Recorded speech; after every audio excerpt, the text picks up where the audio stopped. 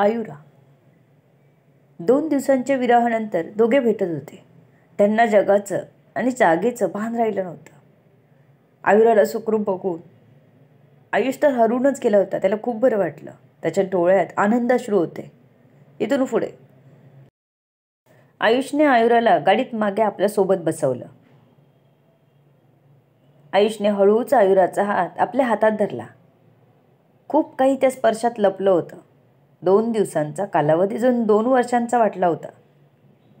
हा स्पर्श तिला सुखावत होता. किती आश्वस्त वाटत होता तो स्पर्श. आधार, विश्वास, प्रेम, आदर आणि काळजी सगळं सगळं होतं त्यात. तिने स्वतःलाच मनात धन्य मानलं.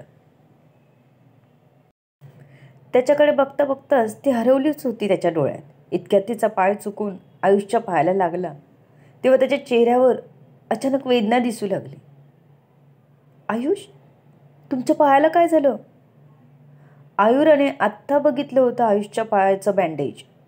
म्हणूनच तिने काळजीने विचारलं. काही नाही.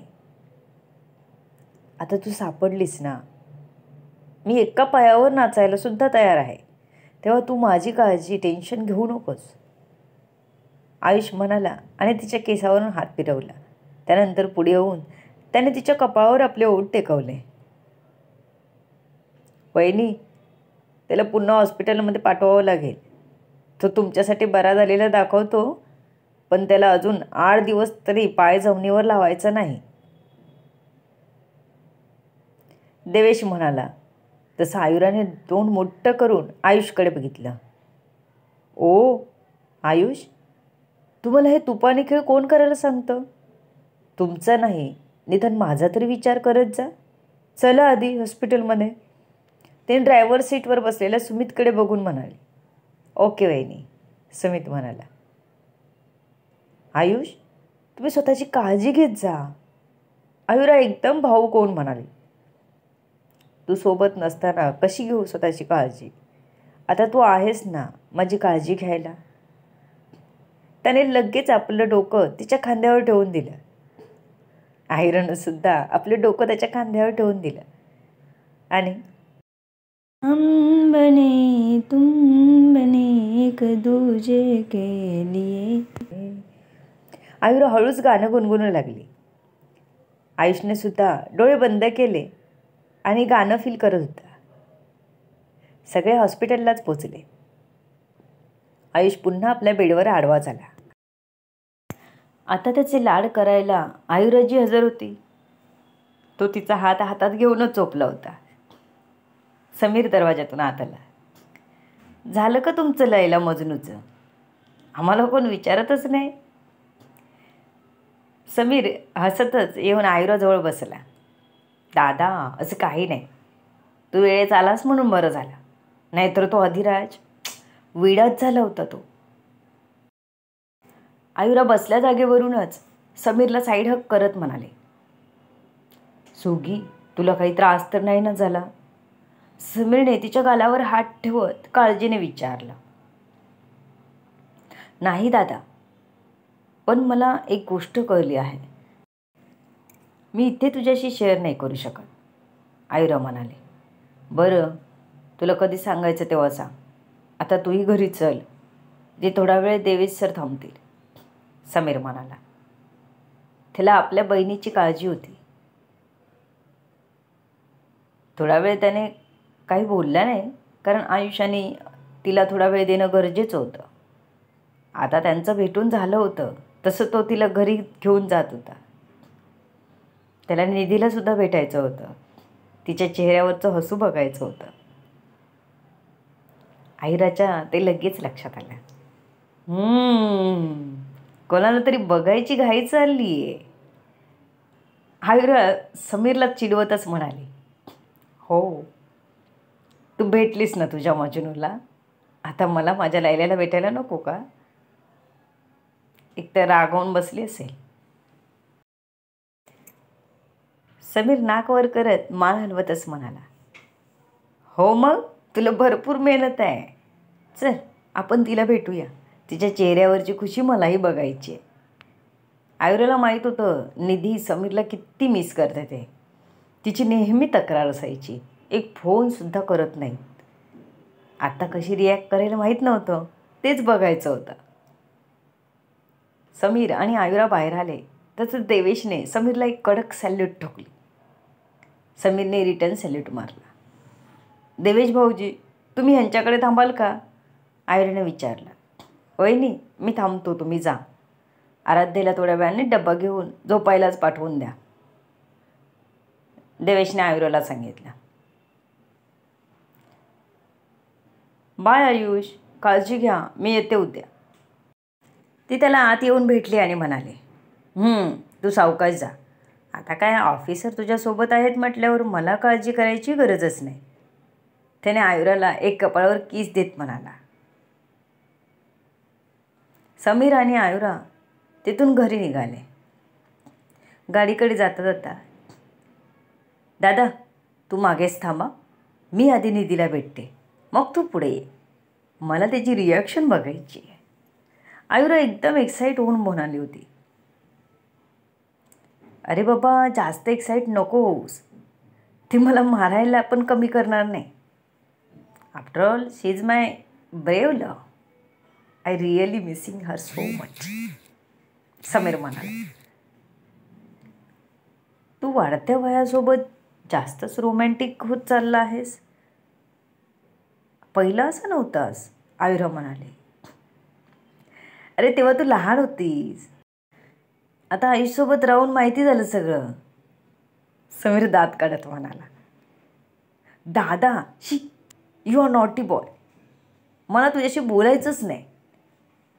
आयुरा रागावून पाया आपटत जाऊन काल फुगून गाडीतच जाऊन बसली. समीरसुद्धा येऊन गाडीत बसला. गाडी तिथून आयुरीच्या बिल्डिंगखालीच येऊन थांबली डायरेक्ट. गाडीत नुसता एकमेकांना लूक देण्याशिवाय काही बोलले नव्हते दोघे. गाडी थांबली तशी आयुरा टणकन उडी मारून धावत पुढे निघून गेली. तिच्या बालिशपणावर समीर अगदी मनापासून हसला. हळूहळू चालताना त्यालाही प्रचंड ओढ जाणवत होती. निधीला खरंच काही माहिती नव्हतं, त्यामुळे हृदय जास्त धडधड करायला लागलं. ते मला बघून काय करेल, काही भरोसा नाही. I am dam curious about that. तो स्वतःशीच बोलत चालला होता. बेल वाजवल्यावर पहिली अवनी दरवाजा उघडायला धावली. आयुरा, कशी आहेस तू? अवनी तिला पटकन मिठी मारत म्हणाली. ते ऐकून माधवी आणि माधवसुद्धा बाहेर आले. निधीसुद्धा आली. वहिनी, तू बरी आहेस ना? आयुष दादा कसा आहे? निधीने एकापाठोपाठ एक प्रश्न विचारले. काय गं, तब्येत बरी आहे ना? माधवीने विचारलं. बाळा, ठीक आहेस ना? माधवने विचारलं. हो, मी मस्त आहे आणि आयुषसुद्धा ठीक आहे, तिने सोफ्यावर बसत म्हणाली. निधी अजूनही उभीच होती, तिची पाठ दरवाजाकडे होती. समीर दरवाजातून आत आला. त्याने तोंडावर हात ठेवून सगळ्यांना शांत राहण्यास सांगितलं. त्याला बघून खरं तर सगळेच शॉक झाले होते, पण त्याने शांत राहायला सांगितल्यावर स्वतःला सावरत स्वतःचं तोंड दाबून हसत होते. तो एकदम हळू पावलाने चालत निधीच्या मागे आला. त्याने हळूच निधीचे डोळे बंद केले. आ! निधी घाबरली आणि जोरात ओरडली. पण जसं तिला जाणवलं ओळखीचा स्पर्श आहे, तिने समीरचे दोन्ही हात घट्ट पकडले आणि मागे फिरली. त्याला बघताच तिला एकदम भरून आलं. कोणाचाही विचार न करता ती त्याला घट्ट बिलगली. तोही तिला थोडा वेळ मिठीत घेत डोक्यावरून हात फिरवत राहिला. स्वतःला शांत केल्यावर तिने त्याच्याकडे बघितलं. कुठे होता तुम्ही? मनाला न सांगता कुठे गेलेलात? त्याच्यावर लटकं रागवत तिने त्याच्या छातीवर मारलं. नजर त्याच्यावरच होती. त्याने आपली वर्दी बघायला सांगितली. तेव्हा मात्र ते शॉकच झाले. तुम्ही ऑफिसर? निधीला पुढे बोलताच येईना. त्याने लगेच मान हलवली आणि तिला स्वतःच्या मिठीत घ्यायला जाणार की तिने हात ठेवून थांबवलं त्याला. सर्वांसमोर आहोत हे लक्षात आलं तिच्या. त्याच्यापासून लगेच बाजूला झाली. समीरकडे बघत सुद्धा नव्हती. खूप काही बोलायचं होतं, पण सर्वांसमोर कसं बोलणार हे कळतच नव्हतं तिला. ए वेडाबाई, आत्ता काय ते भेटून घे त्याला.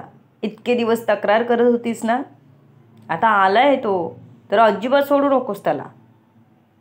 निधीच्या डोक्यात हलकी टपली मारून आयुरा म्हणाले. त्यानंतर सगळ्यांकडे बघत आयुराने मोठ्याने सांगितलं, समीर आणि निधी दोघे एकमेकांवर खूप प्रेम करतात. मला हे आधीच माहीत होतं, म्हणजे आमचं लग्न व्हायच्याही आधीपासून. आयुरा म्हणाले तसे सगळेच अवाक झाले. खरंच? माधवीने विचारलं. तशी निधीने फक्त मान हलवली. स्वतःच्या आईकडे वर मान करून बघायचीही तिची हिंमत होत नव्हती. मला वाटतं त्या दोघांना थोडा वेळ आपण एकटं सोडलं पाहिजे. आयुरा म्हणाली तसं निधीने लगेच तिच्याकडे बघितलं. खरंच तिला खूप बोलायचं होतं त्याच्याशी. अगदी आपल्या मनातलं बोलली वहिनी असं झालं तिला. तिने डोळ्यानेच आयुराला थँक्स म्हणाली. प्रेम असेल तर लग्नच करू दे ना, उगाच ते एकांतात भेटणं नको. माधवीने लगेच आपला पॉइंट मांडला. अगं माधवी, मुलं तेवढी समजदार आहेत. आपण आहोत इथे, तेवढं भान आहे त्यांना. फक्त खूप दिवसांनी भेटलेत ते दोघे, थोडा वेळ देऊ त्यांना. माधव सावकाशीने समजावत माधवीला म्हणाले. तुम्ही जेवून घ्या सगळे. निधीने वातावरण हलकं करायला म्हणाले. कारण जेवणाची वेळ झालीच होती. नंतर बोलता येईल असा विचार त्याने मनात केला. ओके चला. आयुराने मग तो विषय तिथेच सोडला.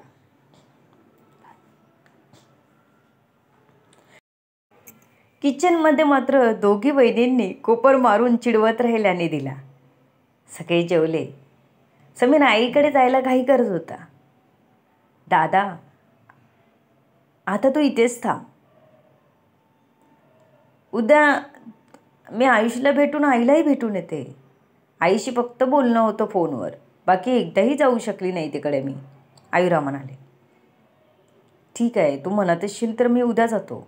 पण मला सांग, तुझी आणि माझी होणारी सासू अशीच खडूस आहे का तुम्हाला तरी? समीर तिच्याकडे बघून हसला. दादा, आयुरा तोंड बाजूला करून म्हणाली. तिला आपले पहिले सगळे दिवस झरझर डोळ्यासमोरून गेले. मला वाटलेलं मी माझ्या बाचीला नाहीतर भाच्याला भेटेन, पण इथे दूर दूर काहीच दिसत नाही, समीर म्हणाला. दादा, ती बघ निधी आली. तुला बोलायचं नाही का तिच्याशी? मग माझ्या बेडरूममध्ये जाऊन बस, मी आलेच तिला घेऊन. नाहीतर आईंना कळलं ना तर वॉश ठेवून बसतील तुझ्यावर आणि निधीवर, आईरा मोठ्याने हसत म्हणाले.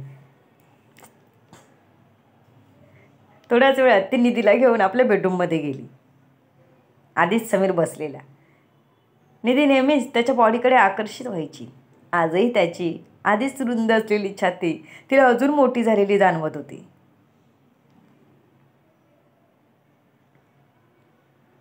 चालत समीरकडे गेली. कशी आहेस? समीरने तिचा हात अलगद आपल्या हातात पकडत विचारला. गप्प बसा, मी खूप रागवली आहे तुमच्यावर. असं कोण करतं का? निधी रडायलाच बसली.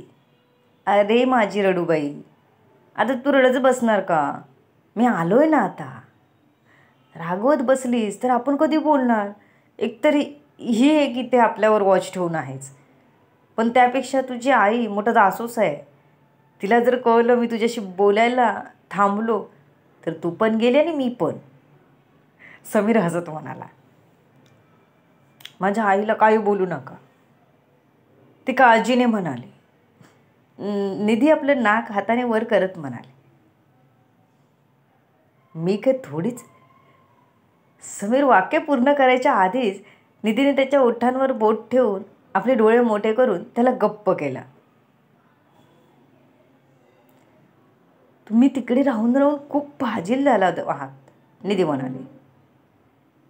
अरे तू मला बोलू दिलंस कुठे? मी म्हणत होतो मी काही थोडीच तुला पळवून नेणार आहे. तू माझं वाक्य मध्येच तोडलंस, समीर हसत म्हणाला.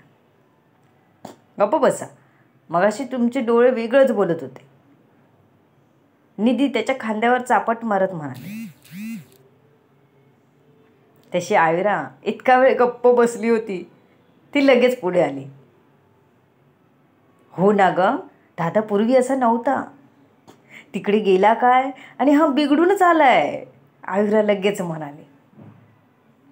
ए कबाब में हट्टी, शांत बस, आम्हाला बोलू दे. तू अजिबात आमच्यामध्ये येणार नाहीस, कळलं? समीर तिला म्हणाला. तसं तिला राग आला. ती रागवतच होती की तिचा फोन आला. जा, मजनूचा कॉल आहे तुझ्या, समीर तिला चिडवत म्हणाला. तसं आयुराने त्याला नाक मुरडून दाखवलं आणि कॉल रिसीव्ह केला. हॅलो. आयुषचा आवाज कानात पडला तशी ती एकदम स्तब्ध झाली. अहो. आयुरा असं बोललीच की मागून समीरने प्रॉन्टिंग केलं. तिने रागाने डोळे मोठे करून समीरकडे बघितलं. आयु, समीर थांबला आहे का गं? आयुषने मागचा आवाज ऐकून विचारला. हो दादा थांबला आहे, निधीशी बोलायचं आहे त्याला, आयुरा म्हणाले. बरं तुम्ही जेवलात? आयुषने विचारला. हो, तुम्ही? आत्ताच जेवलो. तुमचा पाय कसा आहे? मी येईन उद्या तुम्हाला भेटायला. कोणीतरी सोबत असल्याशिवाय तू कुठेही बाहेर जाणार नाहीस. तो आदिराज गप्प बसणार नाही आता. समीरला सुद्धा सावध राहायला सांग. हो, आणि माझा एक निरोप दे त्याला. लग्नाचा बार लवकरात लवकर उडवायचा आहे. माझी बहीण वाट बघून थकली, आयुष म्हणाला. तशी आयुरा हसली. त्यांचं बोलणं चालूच होतं की निधी आणि समीर शांत एकमेकांच्या हातात हात घालून बसले होते. निधीने आपलं डोकं त्याच्या खांद्यावर अलगट टेकवलं. शब्दांशिवाय सोबत असणं त्यांना जास्त चांगले वाटत होतं. दोघं फक्त एकमेकांना फील करत होते. शब्द वाचून कळले सारे शब्दांच्या पलीकडले. इतक्यात दरवाजावर टकटक झाली. तुम्हाला काय वाटतं कोण असेल? माधवी आली असेल का? To be continue. सर्व गोष्टी जाणून घेण्यासाठी पुढे येणारे भाग वाचायला आणि ऐकायला विसरू नका. तुमच्या अमूल्य प्रतिसादाची आतुरतेने वाट बघते. लेखिका शब्दवेदी उर्फ संतोषी गजानन राणे, पाथाडे. धन्यवाद. या कथेला जास्तीत जास्त लोकांपर्यंत शेअर करा, कमेंट करा, लाईक करा आणि चॅनलला सबस्क्राईब करा.